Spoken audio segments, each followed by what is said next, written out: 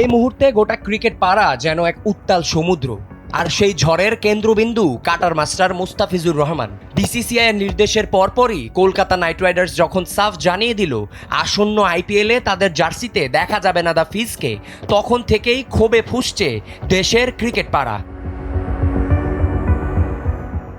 কাহিনীর নেপথ্যে তাকালে দেখা যায় কোনো ফর্মের ঘাটতি নয়, বরং ভারতের কট্টর হিন্দুত্ববাদী দলগুলোর রাজনৈতিক চাপের মুখে পড়ে মুস্তাফিজকে আইপিএল থেকে সরিয়ে দেওয়ার সিদ্ধান্ত নিতে বাধ্য হয়েছে বিসিসিআই। অথচ নিলামের টেবিলে 12.5 কোটি টাকার বিশাল অঙ্কে যখন কেকেআর মুস্তাফিজকে ছিনিয়ে নিয়েছিল, তখন তারা ভেবেই নিয়েছিল যে তাদের ডেথ ওভারের বোলিং দুশ্চিন্তা চিরতরে ঘুচল। কিন্তু নিয়তির নির্মম পরিহাস আর বিসিসিআইয়ের এই তথাকথিত নিরাপত্তাজনিত কারণ সব হিসাব ওলট পালট করে দিল। তবে এই নাটকে শুধু এক পক্ষই রুষ্ট নয়, বরং বাংলাদেশের ক্রিকেট ভক্তদের মেজাজও এখন তুঙ্গে। ইংরেজিতে একটা কথা আছে, what comes around goes around, অর্থাৎ যা করবে তাই ফিরে আসবে। সেই কারণেই সোশ্যাল মিডিয়ায় প্রশ্ন উঠছে, যদি বিসিসিআই তাদের নিজেদের মাটিতে বাংলাদেশের একজন বিশ্বমানের খেলোয়াড়ের নিরাপত্তা নিশ্চিত করতে না পারে, তবে আসন্ন টি-20 বিশ্বকাপে বাংলাদেশের পুরো স্কোয়াডকে তারা নিরাপত্তা দেবে কিভাবে?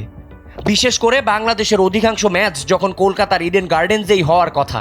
নিরাপত্তার দোহাই দিয়ে মুস্তাফিজকে বাদ দেওয়াটা এখন বুমারেং হয়ে ফিরছে খোদ বিসিসিআইয়ের দিকেই।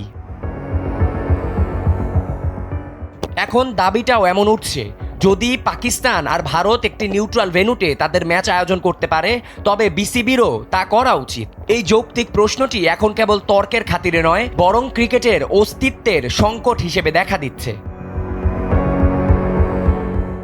দিন শেষে জয়টা কি ক্রিকেটের হবে, নাকি রাজনীতির দাপটে চাপা পড়বে স্পোর্টসম্যানশিপ স্পিরিট? মুস্তাফিজের প্রতি এই অবিচার কি টি-20 বিশ্বকাপের আগে দুই দেশের ক্রিকেটীয় সম্পর্কের ফাটলকে আরও প্রশস্ত করে দিল?